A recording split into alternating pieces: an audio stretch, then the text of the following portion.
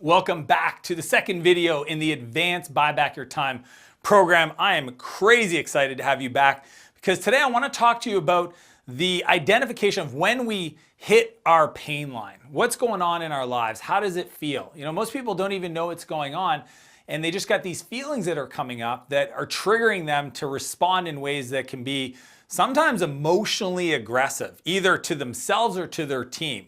And then I want to talk to you about how do you actually implement the buyback loop and create the momentum, okay? What I call, sometimes we have setbacks, but we want to set back to spring forward and do that in a way that's logical so that no matter what comes up in our world, we can respond. And finally, I'm going to share with you exactly what's been missing. When you think about I just feel like I'm not doing things right, there's some aspect of my thinking or my emotional structure or strategy. And it comes down to these 4 master skills. This is going to be a game changer for so many of you because I was taught this when I was 28 and it changed everything. It actually is the core foundation of the buyback principle. When people ask me, they're like, well, what made you write this book? Well, I didn't write the book because I wanted to write a book. I wrote a book because there was all these people that I cared about, these entrepreneurs, CEOs in my life, my friends. They're mostly all run businesses. And I was seeing them struggle with the desire to create something, important and meaningful, but at the same time, do it in a way that's been eating their calendar, right?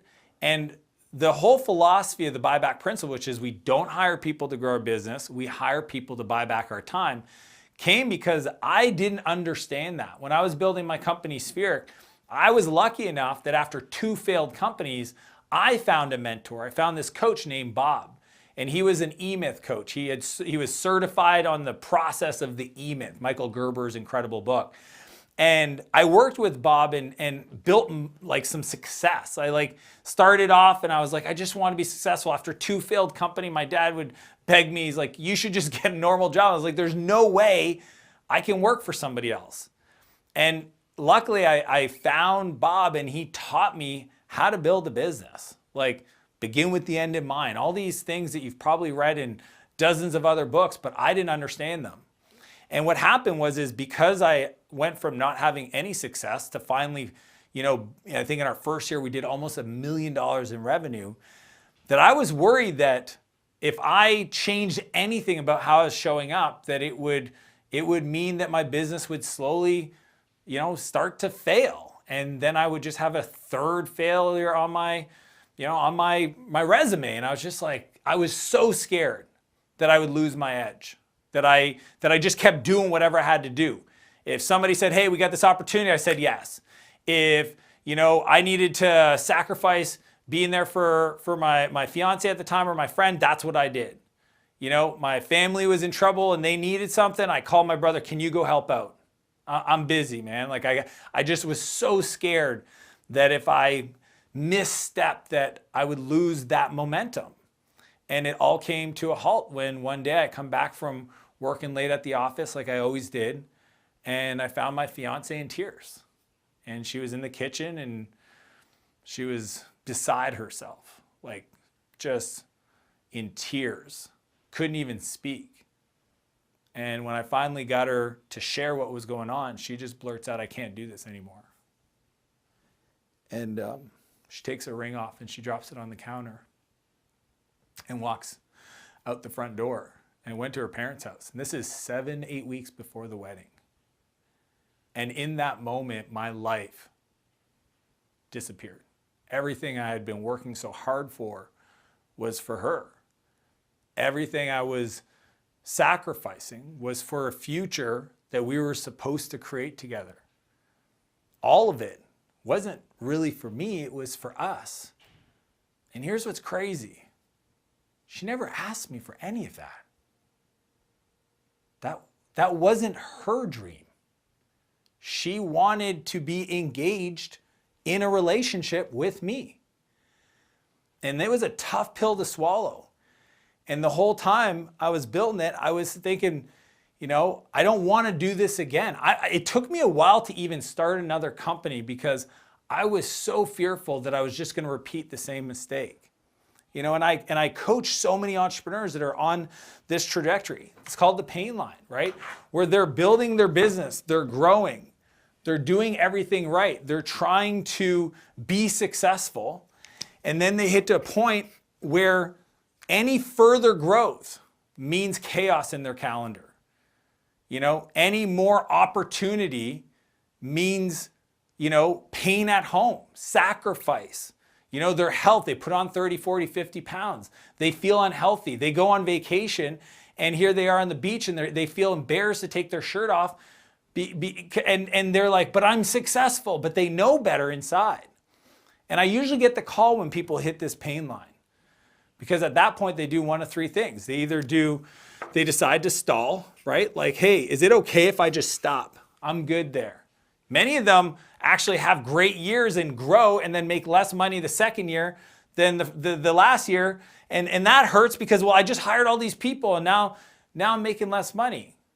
I think I'm going to go back. I think I'm going to go back to a smaller team, right? My buddy Matt once asked me, he owned this electrical company. He said, hey, Dan, I watch your stuff and I see you always moving forward. Is it okay if I just don't want to grow?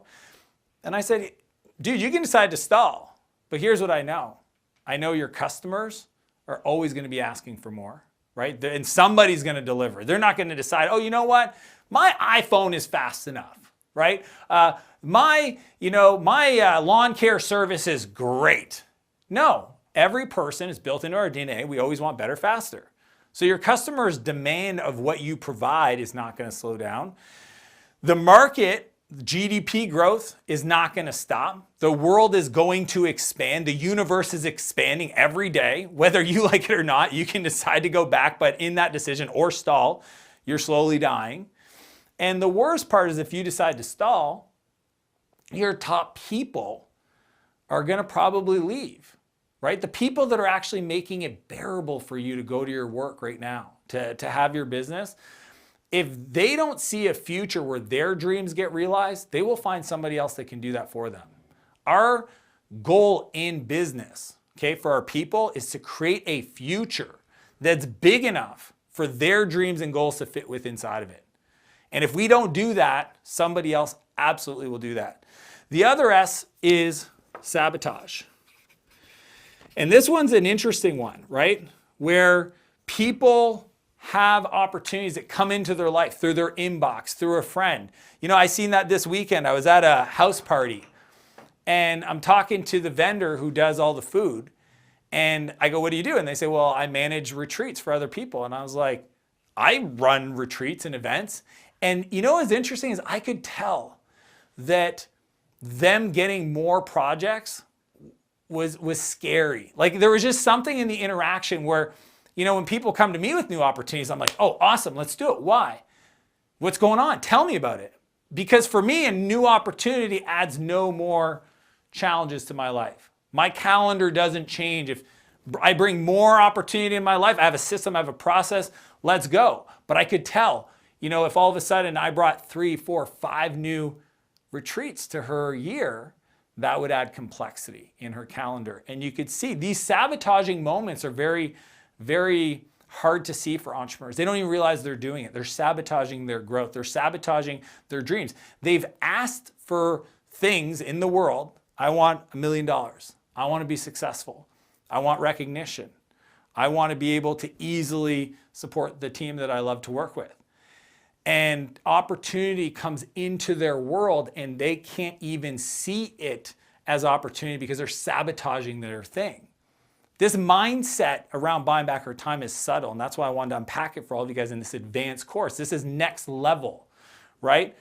The third S is sell, where you've hit this line 1, 2, 3, 4, 5 times, and eventually you just say, enough's enough. I'm not doing this anymore. And I get the call, hey Dan, I think I want to sell. I was talking to my friend last night about it. Happens all the time. And I always ask them a question, well, what's going on that makes you want to sell? And they go, well, you know, this is hard or this happened or whatever. And I go, if those things stop happening, would you want to sell? And they're like, no. They don't actually want to retire. They just want the pain to stop. And the truth is to do that, we need to become better time traders. We have to become world class at this skill so that as we grow, our calendar does not turn into chaos, okay? And the way we do that is through the buyback loop. Now there's 3 parts to making the buyback loop work, okay? So once we hit the pain line, okay, right here, so we hit the pain, what do? There's 3 moves, okay? Audit, transfer, fill. Write these down. Everybody should be taking notes. Audit, transfer, fill. Okay? The first one, audit. What does that mean? That means a time and energy audit. Your work, every day you wake up, when you look at your calendar, it should be, in an ideal world, full of things that do 2 things. 1, make you a ton of money. And 2, light you up, give you energy. So to the degree that you audit your calendar and go through a 2-week time and energy audit, and you look at the things that are taking energy from you or not making you a lot of money, that are like literally low value tasks that any other person could deal with for you, then that's your opportunity to buy back some time. When I look at the pain line that's occurring and people come to me with these 3 S's, there's usually a very clear opportunity. Now, you might have hired people in the wrong order. You might have some really expensive people on your team that you can't afford for the size you are. And we're going to talk about this as we unpack this advanced course. But there is opportunity for you at that level to get stuff off of your plate. But the only way to do that is to go to step 2, which is transfer. Okay, the T stands for transfer. Transfer. How do we do this? Okay, the camcorder method. That's how we do it. See, I believe that we should do the work while we record the SOP. See, so many people, the SOP stands for standard operating procedure. So many people think, well, if I've got to have what's called sometimes a franchise prototype, that's what the E-Myth calls it, or a standard operating procedure, or, a playbook for running my company, I got to sit down and I got to write this whole thing down. No, you don't. You need to document yourself, record yourself doing it, and then transferring it to the person that you've asked to do the work and have them watch the videos and create the playbook. And it doesn't matter if it's video recording or social media posting or, editing content or, cleaning your house. I did a bunch of Ironman and I had all my bike maintenance done by our house manager. Why? Because I recorded myself doing the maintenance, right? All these little gizmos and gadgets that have to be connected, the Garmin devices. That means literally I had like this whole section of my garage that had just all these wires to keep my bikes powered up. I mean, it's crazy. It's like a pedal powered thing that needs all these electrical devices. Videotaped myself doing it, just talked out loud. Here's the thing, here's how it connects, all that stuff, and had somebody else take care of it. Transferred it to them. Why? Buy back my time, right? Then we need to fill it. Now, there is 3 specific ways to fill your time properly that most people don't understand. Because if you just buy back your time and then, lollygag or, do your laundry, or sit on the couch and scroll TikTok, right? Or I've seen like all these behaviors with entrepreneurs where because they've literally gotten their inbox taken care of, their calendar taken up, and they have all this free time in their calendar that they don't know what to do with themselves, that they start to almost act lazy because they're missing this forcing function to keep them engaged in their work, okay? And we're going to talk about this here to help you really understand how do we take this to the next level. But that's why for me, we need to have a compelling future, okay? We need to have a vivid vision of the future, what I call a 10X vision map. 10X vision for our future, because that's how we move forward. And the key that most people get wrong when they're filling their time is they don't know what to work on to get to the next level, okay? So there's 3 things. The first one is the skills. What are the skills that I need to invest in to get to my next level? Wherever I'm at on this journey of growth, okay? What is the next level of skills? See, most people, there's 3 places that they kind of stall out. Usually it's 0 to 300K, okay? I call these the solo entrepreneurs. Why? Because the solo people can become a specialist making $300K a year, but they max out. They're missing a skill. Okay, this is your doctors, your lawyers, your accountants. What's the skill they're missing? They don't know how to delegate to another person. Think about that. You can go from 0 to 300K doing whatever, becoming a world-class specialist, but that'll be your limit. It's funny, I have friends that are professional speakers. And when they're asking me for advice, I always say, well, where are you at right now? 280,000. Well, how long have you been at that level? It's been like that for the last 6 years. Yeah, I know. And what does that tell me? You have not developed the skill to be able to delegate to somebody else. And that will be your limit. Then, once you learn the next skill to have people that you can delegate to, that you can buy back your time to, that you can transfer to, then the next level is usually 300 to 3 million. Okay? Now 3 million at that level, at this stage, what I call the builder, okay?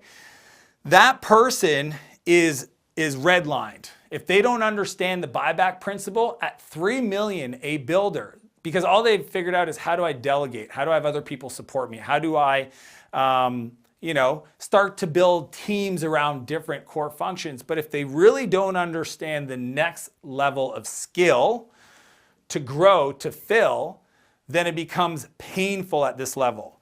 And here's the big mental shift that a lot of people miss when it comes to the buyback loop, is that if you don't fill properly, then you don't get the forward slingshot. Like the buyback loop only works when you audit, transfer, fill your calendar with things that I'll break down, there's 2 more, to propel you forward into the future towards your 10x vision. So if you stop there, if you get this wrong, then you're going to always hit this max. Your max, this will be your pain line. That will just be your new norm. Because from here, I don't know how to delegate. That's the first skill. Then from here, I learned how to delegate, but the skill that I really need to master is learn how to work through people. Okay, work through people. It's really hard for some folks to have somebody on their team do work that then talks to the customer and they're not involved. It is mind-blowing. The first time that happens, where you have somebody that reports to you and you're managing them and they do the work with the customer and you're not involved. It'll freak you out. Some people don't know how to do it. So you know what they do? They slide back and they start micromanaging and they start checking work and there's an email sitting there so they respond to it. And what you're doing is you're not teaching your team that they're empowered to do the work. And that's why a lot of people get stuck at that pain line, because they haven't learned the next skill. So from here, it's to delegate. Then from here, it's to work through people. There's actually another level, okay? What I call the driver, okay? The driver goes to 3 million to 30 million, okay? Now that's a big gap, but here's why. A driver CEO, their skill that they got to develop is understanding how to identify top talent that drives revenue in the business. I hope you guys are seeing this. Maybe some of you guys can resonate. You have friends that are stuck at 2 million, 3 million in revenue. They might have brute forced themselves to past that, but they haven't developed the skill themselves as a leader to identify and pull into their organization drivers. Drivers are a very unique hire because they don't need to work for you. Think about this. People that can actually produce revenue, manage other people, drive a business unit forward, do not need to work for you. So you need to develop the skills. That's why we need to buy back our time to go and learn these skills so that you can be the type of person that creates a container, a company, a structure where a driver out there, when they come in closer to you and you go, hey, here's an opportunity for you to take what you love to do and amplify it. Sky's the limit, okay? And that usually is the skill that's missing there, is how do I learn how to identify and attract drivers and keep them in my companies, okay?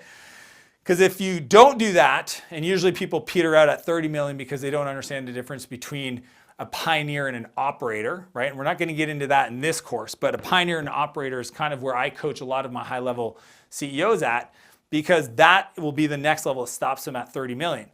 But the first area that we want to fill our calendars with is skills development so that we can get through these things. Look in the mirror, ask yourself, what's my next level? Is I got to get better at marketing? Is it sales? Is it delivery? Is it fulfillment? Is it finance?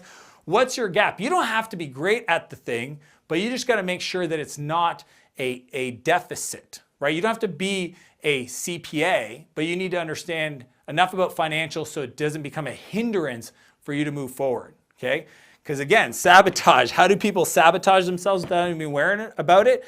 Is they make financial decisions that they do out of ignorance that gives them a reason to then run into trouble, tax issues, vendor pay. I literally see this all the time. And when you ask them, well, why did you do that? They go, I knew better.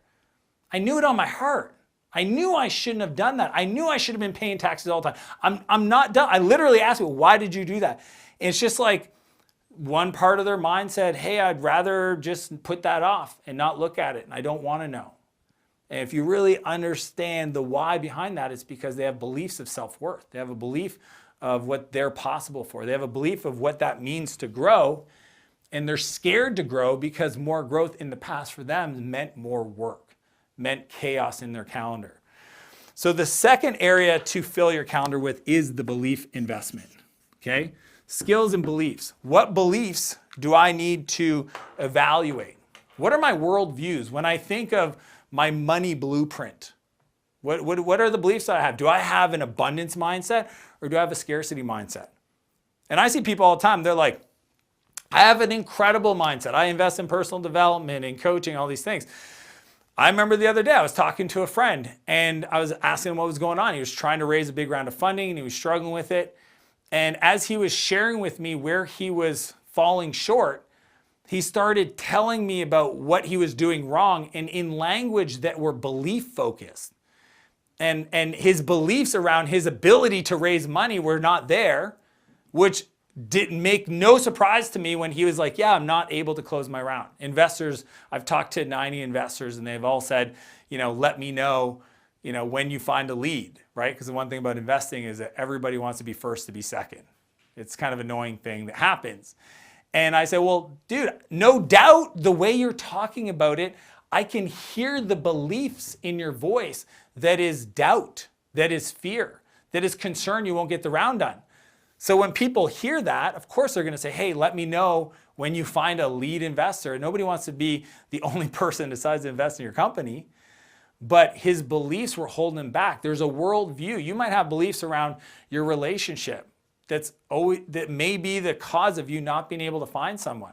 You might have beliefs around team members, about the quality of work they can do and that that you can't trust them. I have clients that say, how do you deal with somebody in your inbox? Like, what about privacy and trust? And it's like, what do you mean? They're like, I get it, but let's break this down. Let's look at this. The other day I was driving with my kids and I looked out the window and there's a train, okay?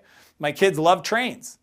And we got to the front of the train, we were on the side of the highway and I looked in and there's essentially a kid driving the train. The person must have been like 26, 27 years old.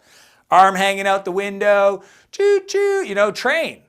But the train is hauling millions of dollars of equipment. And I just loved this concept. I'm sitting there and when you think about buying back your time, the organization of this train company has put trust in all that equipment, all those natural resources, whatever was on the back of that train in the hands of a 20-some-year-old.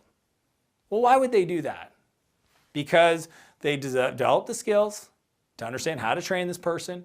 They have the beliefs that somebody else can do this, that we can put the different checks and balances to make sure that the person is doing it safely. We have the other systems in place. And they didn't just stop themselves and said nobody else can drive a train unless they have 50 years of experience doing it. They just created the systems and the beliefs. Some of you guys have beliefs that are going to stop you from being able to grow, okay? Now, if you develop the skills and the beliefs, then we want to go to character traits, okay? To me, this is a big thing.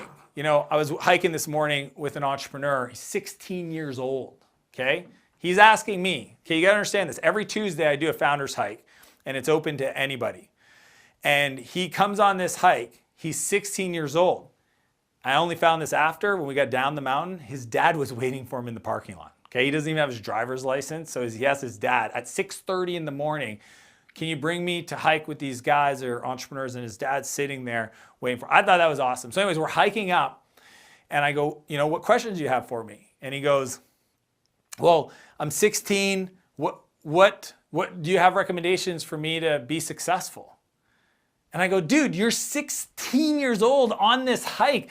I should be asking you for advice. Like, what do you believe? What worldviews do you have that made you decide, instead of sleeping in, going to the gym, doing anything else, you decided to come put yourself in a position where I'm sure you were like, man, I don't know anybody. I'm going to go there. I hope Dan's a nice guy. Like, I always see his Instagram. It's, all these things. And you showed up. Like, dude, just keep doing what you're doing." But I gave him some real advice.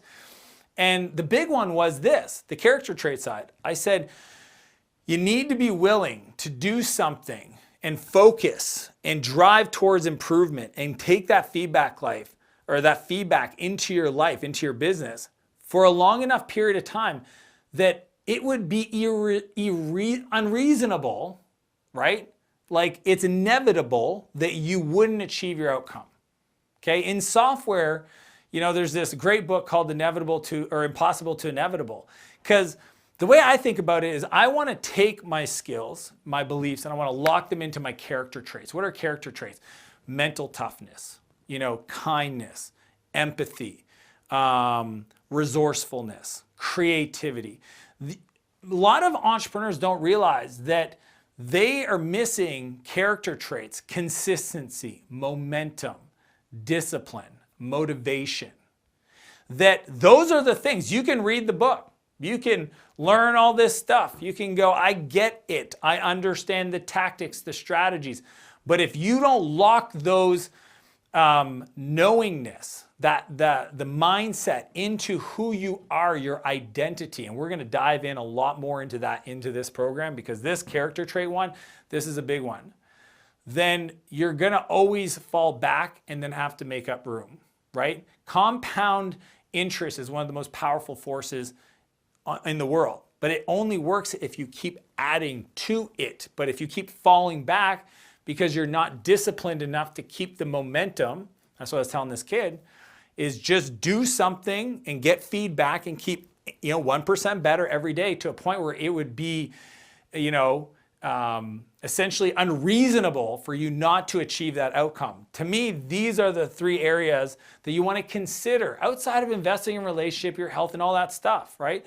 But what are the skills, the beliefs, and the character traits that I need to invest in to fill my time so that I clog up essentially the gaps in my game? You have these holes in your game, and those holes are stopping you from going to the next level. So when you buy back your time, okay, fill up your calendar with things that can make you more money, that lights you up, okay? And if that's full and you don't have anything else that you can make more money that lights you up, then go and invest and develop yourself. And that's how we spring forward to have a 10x vision. Now, all this is great, but I want to share with you the 4 master skills, okay, of entrepreneurship. Because I remember I was talking to my buddy one time, Martin, and I was thinking, like, business is kind of like all these things you should know about: finance and marketing and sales and customer service and, leadership and all these things. There's like all these buttons on a board. And I guess if like there's 100 buttons, then like they're out of 10 out of 10. To the degree that you can know all 100 out of 10 would be like how successful you are as an entrepreneur. That was my mindset. That was like, I think I was in my early 20s. We're sitting at a park and we're both entrepreneurs, and I was just like, I was visualizing this almost like a mixing board in a studio. And I thought that for a long time until I ran into some challenges and I had some pain. And then I moved to San Francisco. And that experience, after I sold my first company and became a multimillionaire, I like I said, I was fearful to start another company because I didn't want to go through the same pain I'd just gone through. And I think a lot of entrepreneurs do this, where past experience, it could be weight loss or business success or being in a relationship where they went through some pain in the past, and that gets projected forward into their decisions today. So I was hesitant to start another company. And luckily, when I moved to San Francisco, I met some incredible mentors, some people that literally built the foundation of the internet. And not only that, are pioneers in the world we live in today, right? The founders of Dropbox and Airbnb and, Uber. Travis Kalanick was one of my investors in my company, Flowtown, and just some incredible Silicon Valley, legends. And one of them was this guy named Naval. And Naval was not only an incredible entrepreneur, but he built this platform called AngelList. A lot of people know him for AngelList, and he's one of the most prolific people on Twitter, and he's just an incredible thinker, what I call a blue flame thinker. He thinks so clearly and crisp that it's blue flame. There's no extra stuff, right?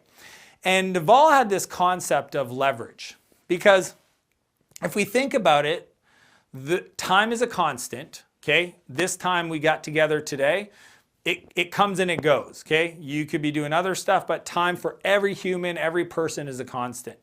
Then there's a multiplier we call leverage, and then we have an output. So if time is a constant, output is a variable, right? Because if you think about it, people that produce a lot per unit of time, per hour, versus people that don't, the reason why is they don't have leverage. Somebody that's a roofer and they put roofs on houses, there's no shame in it, but they don't have a lot of leverage. They might look at, some new gear or whatever to be able to be more efficient, but they're not going to be able to 10x or 100x their economic output, right? So it's time is a constant and then leverage. And what's unique is Naval broke down leverage into these 4 key components, right? My buddy Alex calls it the 4 C's, right? So I want to talk to you about the 4 master skills. The first one, and because what's interesting is these 4 master skills, this is all I focus on, okay? These are the 4 skills. When I think I want to get better at entrepreneurship, it's not the 100 buttons on the dials. I used to think that. Luckily, it's this. There's only 4 things if I want to create leverage, right? Where I can pick up a big boulder with a long enough stick, I can move universes. Like that's the whole point of a lever.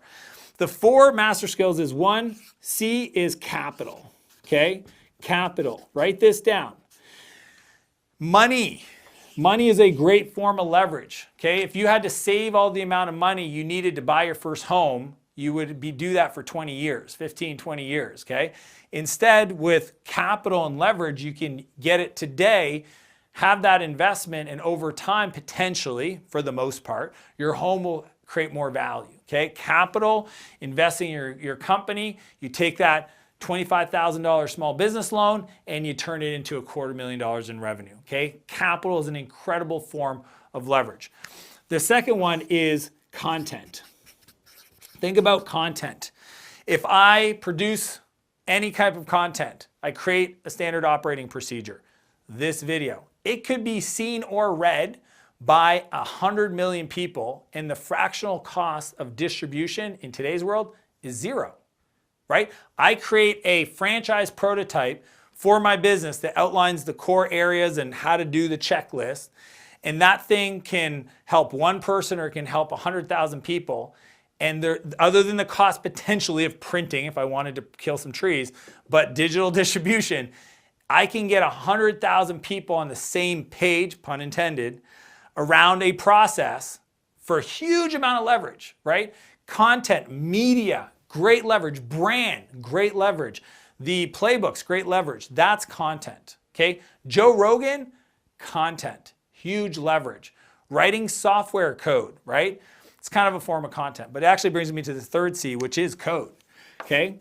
Code, what does code mean? Code is automation, okay? Some people go, well, I'm not a techie. I don't want to learn the techie stuff. That's fine, you don't have to, but somebody has to. Because if I look at a business and one business doesn't use technology, let's call it a restaurant, and another business does use technology, the one that does is going to have higher output per cost of labor, more consistent customer experience, and an easier way to monitor and report on the quality and the health of the business that the other person doesn't have. So if we're trying to become world-class time traders, then we need better tools to monitor the health of our companies. So code, software, today throw in there AI, artificial intelligence. It can literally do anything. A person this morning actually asked me, they go, well, how do I value a software company? I go, did you ask AI yet? And they're like, no. I go, look, I love you, and yes, that's my world. But pretty much 98% of the how-to content, it's already been written about. It's been talked about. It's on my YouTube channel. It's wherever. What's missing is the mindset around it. It's the beliefs around it. It's the energy. It's the execution. It's the fears that's stopping you from moving forward. It's your perfectionism, okay?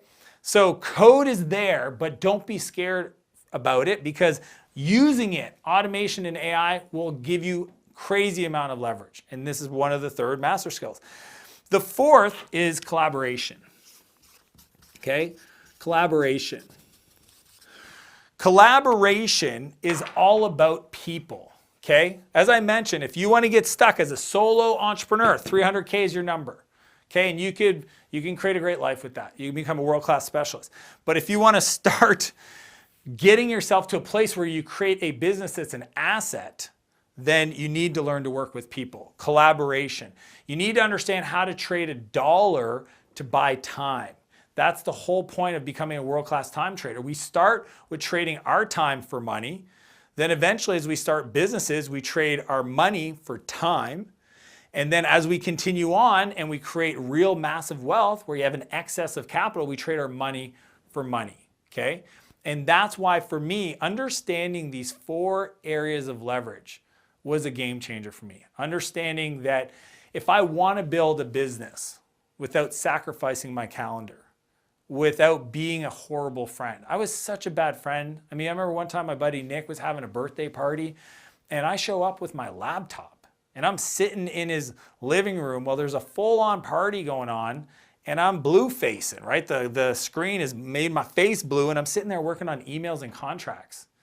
And I thought that's just what you do. That's what hustle means. And it turns out I couldn't have been further from the truth. If I want to build a business that I don't grow to hate, that I need to understand how to develop these 4 master skills to the level that you can do this, right?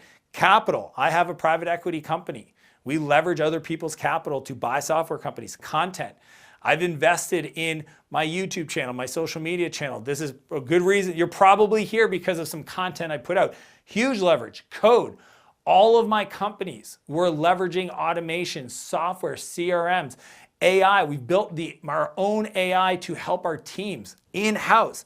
And then collaboration, it's just people, right? To the degree that I build the people, they will build the business. I can have massive companies and empires, and it shouldn't affect my calendar if I'm willing to find the drivers that drive my business. And that's why this whole process, if you write down and ask yourself, where am I blocked? What are the beliefs that I'm having? What are the skills I need to develop? What is a character trait that enough's enough? I'm not gonna allow myself to be consistent for a week and then drop off the face of the earth. I see this all the time. When you audit yourself and write these down, this is what I'm gonna ask you, write them down. This is how you develop your next level of skills, right? And focus on the 4 master skills. I hope this video really unlocked a whole new level of thinking for you, a new opportunity for you to evaluate your progress and understand how we get the buyback loop to spring us forward to our 10x vision, but only if we fill our calendar with things that are gonna fill the gap, the holes in our game to move us forward. So be sure to write down what's your next level, what's your next opportunity, what's your next skill, so that you can become a world-class time trader, and I'll see you in the next video.